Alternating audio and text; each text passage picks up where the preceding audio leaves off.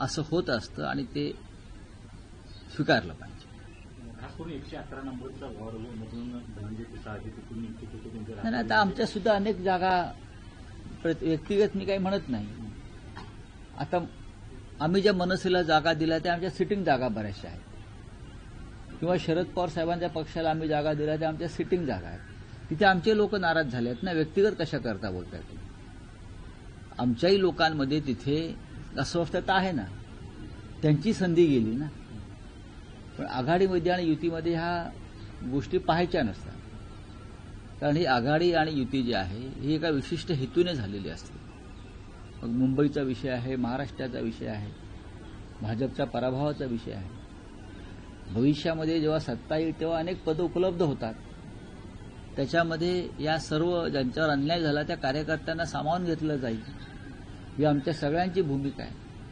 आपले भाऊ संदीप राऊत देखील इथून इच्छुक मला माहित नाही, मला वाटत नाही. एकीकडे मुंबईत राष्ट्रवादी शरद पवार गट तुमच्या कुस्ती चर्चा करतो, पुण्यामध्ये मात्र काही वेगळं घडताना पाहायला मिळत नाही. कुठे चर्चा होते अजित पवारांची, शरद पवारांची, परत ती फिसकटते, परत महाविकास आघाडीसोबत बैठक होते, परत अजित पवार शरद आणि दुसऱ्यांबरोबर चर्चा. काय चाललंय? मला माहित नाही काय चाललंय. तुम्ही हा प्रश्न त्यांना विचारू शकता. त्यांच्या पक्षात काय चाललंय हे मी कसं काय बोलू? जेव्हा त्याचा निर्णय बाहेर येईल तेव्हा मी बोलू शकेन की बाबा हे असं असं घडलेलं आहे. अजून तिथे तसं काहीच घडताना दिसत नाहीये आमच्यासाठी. शिवसेना आणि मनसे या दोन पक्षात चर्चा झालेली आहे आणि आता आज उद्याकडे आम्ही त्या संदर्भात निर्णय जाहीर करू. काँग्रेससोबत येते तुमच्या पुण्यात काँग्रेससोबत येते असं दिसतंय तुमच्या? हो, आमचा तसा प्रयत्न सुरू आहे आणि त्यांचाही प्रयत्न सुरू आहे. परंतु काँग्रेसला मनसे तिथं पुण्यात चालते परंतु मुंबईत चालत नाही, अशा प्रकारचा एक प्रश्न होतो. नाही, मुंबई ही वेगळी संस्थान आहे प्रत्येकाचं. मुंबई हे एक वेगळं संस्थान आहे प्रत्येकासाठी. त्याच्यामुळे ते आपापल्या पद्धतीने निर्णय घेत असतात. पण आमच्यासाठी मुंबई महाराष्ट्राची राजधानी आहे आणि त्याच्यावर मराठी माणसाचा अधिकार राहिला पाहिजे, ही आमची भूमिका आहे. रावसाहेब, अलीकडे महापालिका निवडणुकांमध्ये एक नवी पद्धत अलीकडच्या काळात बघायला मिळते. उमेदवारी यादी घोषित करण्यापेक्षा थेट एबी फॉर्म देऊन सगळ्याच राजकीय पक्षांमध्ये होताना दिसते की एबी फॉर्म उमेदवाराला परस्पर दिले जात आहेत यादी घोषित करण्याऐवजी. यादी घोषित करण्याचा आग्रह कशा करताय? टाळण्यासाठी. नाही, पण यादी अनेक वर्ष मी तर यादी कधी घोषित झालेली पाहिली नाही. यादी घोषित करण्याचा आग्रह कशा करताय? प्रत्येक पक्षानं आपलं एक धोरण ठरवलं असेल. हे आमचे उमेदवार आहेत, त्यांनी जाऊन हा अर्ज घेऊन एबी फॉर्म घेऊन अर्ज भरावा.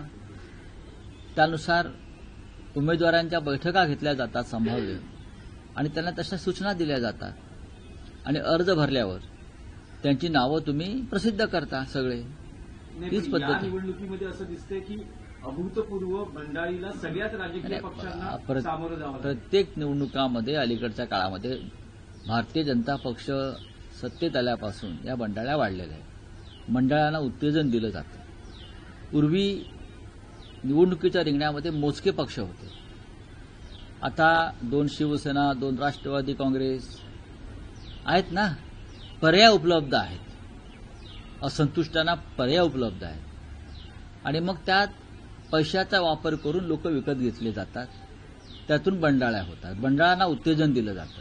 भाजपकडून मुंबईत उत्तर भारतीय मतदारांना आकर्षित करण्यासाठी जी स्टार प्रचाराची यादी आहे त्यामध्ये योगी आदित्यनाथ आहेत, मैत्री ठाकूर आहेत, इतर मनोज तिवारी आहेत. असे उत्तर भारतीयांना आकर्षित करण्यासाठी एक वेगळी स्ट्रॅटेजी नाही, त्यांच्यामध्ये त्यांनी मुंबईची फाळणी केलेली आहे. एक परप्रांतीयांची मुंबई आणि दुसरी मुंबई एक मराठी माणसांची मुंबई अशी भाजपनं सरळ फाळणी केली. आमच्यासाठी मुंबई अखंड आणि एक आहे. जे मुंबईकर आहेत त्यांनी मुंबईच्या विकासासाठी एकत्र येऊन मतदान करावं. पण भारतीय जनता पक्षानं कायम प्रांतवाद, जातवाद आणि धर्मवाद या आधारावर निवडणुका लढल्या आणि मुंबईसुद्धा तेच करतायत. तुम्हाला योगी आदित्यनाथ मुंबईत कशा करता पाहिजे? मैथिली ठाकूर कशा करता पाहिजे? किंवा अन्य कोणी कशा करता पाहिजे? कशा करता पाहिजे? तुम्ही सक्षम नाही आहेत का? हा जर मतदार मुंबईचा नागरिक आहे, मुंबईकर आहे, तर मग भारतीय जनता पक्षाच्या महाराष्ट्रातल्या नेत्यांनी त्यांच्यासमोर गेलं पाहिजे. पण तुम्ही योगींना आणणार, तुम्ही रेखा गुप्ताला आणणार, तुम्ही मध्य प्रदेशच्या मुख्यमंत्र्यांना आणणार, म्हणजे त्या त्या प्रांताचे जातीच्या लोकांना त्या त्या भागातून लोक आणून तुम्ही आकर्षित करण्याचा प्रयत्न करताय. मग तुम्ही काय करताय इतके वर्ष मुंबई महाराष्ट्रात? तुम्ही जिंकण्याची गोष्ट करताय ना, मग तुम्ही जिंकून दाखवा ना.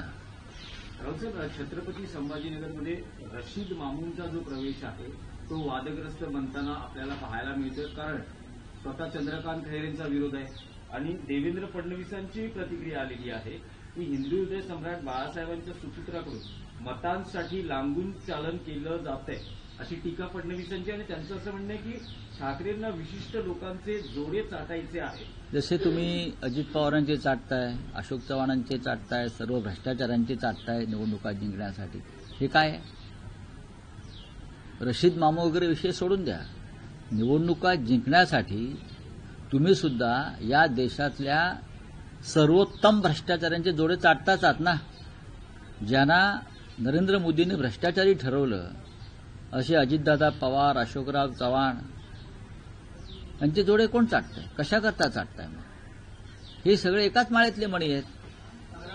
दोन्ही ठाकरे बंधू एकत्र आल्यामुळे मुंबईतला जी काही आकडेवारी समज 67 प्रभागांमध्ये विलीन करून दोन्ही ठाकरेंची ताकद वाढलेली पाहायला मिळते. आम्ही 115 जागा जिंकतो या क्षणी. 67 काय घेऊन बसलाय तुम्ही?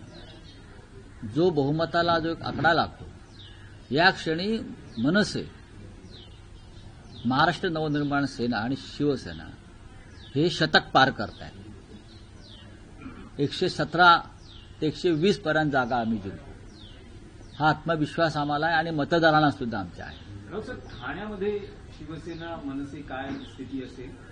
काही तिकडचं काही, कारण ठाण्याचं बाळासाहेबांचं विशेष प्रेम ठाण्यावरही राहिले राष्ट्रवादी, त्यामुळे तिथे काय महाविकास आघाडी म्हणून आहे की शिवसेना मनसे म्हणून आहे?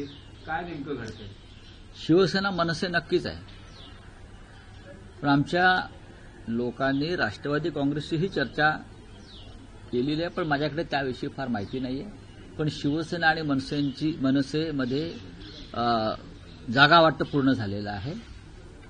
तिकडले राष्ट्रवादी काँग्रेसच्या नेत्यांशीही चर्चा झालेली आहे.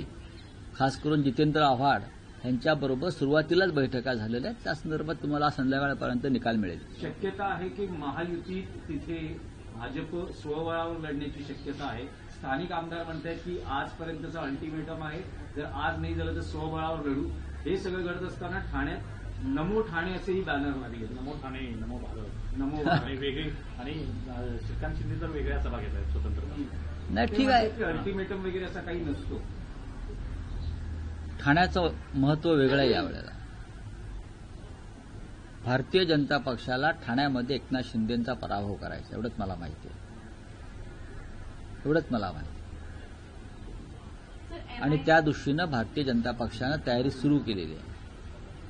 लोकसभा, विधानसभा निवडणुकांमधले निकाल वेगळे होते, ती गणिते वेगळी होती.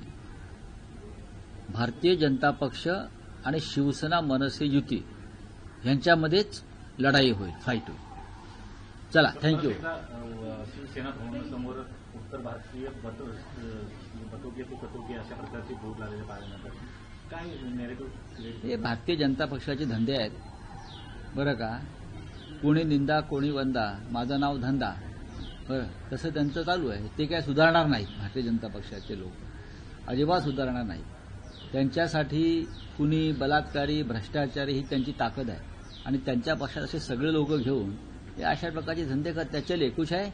एमआईएम के नेता वारिस पठान ने कहा, मुंबई मेयर की सीट को लेकर कहा है कि हम चाहते हैं कि हिजाब पहनने वाली बहन जो है वो मुंबई मेयर की सीट पर बैठे. ठीक है, चुनाव लड़िए, बहुमत प्राप्त कीजिए. मेयर बनने के लिए बहुमत होना जरूरी होता है, तो आप बहुमत लाइए, 110 सीट चुनकर आइए और चर्चा करिए. बात ऐसी है, ये मुंबई है, ये महाराष्ट्र की राजधानी है, और हम हमेशा चाहेंगे कि यहाँ का मेयर मराठी भाषिक हो, और उस मराठी भाषिक मेयर को वारिस पठान अगर मुंबई कर है तो समर्थन देना चाहिए. सर, उन्नाव रेप केस में जो कुलदीप सेंगर है, जिसे दिल्ली हाईकोर्ट ने बेल दे दी, से लेकर जो है सीबीआई जो है सुप्रीम कोर्ट के लिए। मुझे इतना ही मालूम है, ये जो कुलदीप सेंगर है उसको मुंबई में प्रचार को ला सकते हैं बीजेपी, उत्तर प्रदेश से है ना, तो मुझे जानकारी है कि कुलदीप सेंगर को भी भारतीय जनता पार्टी मुंबई में प्रचार को योगी आदित्यनाथ के साथ ला रही है। तो सीबीआई बीबीआई की वो उनके घर के लोग हैं, सीबीआई भाजपा का कार्यकर्ता है, उनको बेल रहेगा। अगर उनको निकाला है जिस तरीके से, तो थोड़े अंदर डालने के लिए निकाला है। लेकिन कुलदीप सेंगर मुंबई में योगी आदित्यनाथ के साथ देवेंद्र फडणवीस का आग्रह है कि कुलदीप सेंगर को यहां लाइए और प्रचार करिए। कुलदीप सेंगर को, राम रहीम को, आसाराम बापू को, सबको प्रचार में उतारने वाले ये लोग यहां बीजेपी के लिए।